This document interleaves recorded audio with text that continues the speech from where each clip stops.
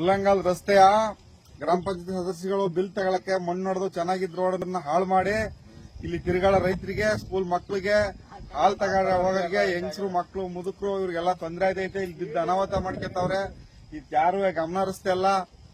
ದಯವಿಟ್ಟು ಇದಕ್ಕೆ ಸರ್ಕಾರದವ್ರು ಇದ್ ಮಾಡಿ ಇದಕ್ಕೆ ಒಂದು ವ್ಯವಸ್ಥೆ ಮಾಡ್ಕೊಡ್ಬೇಕು.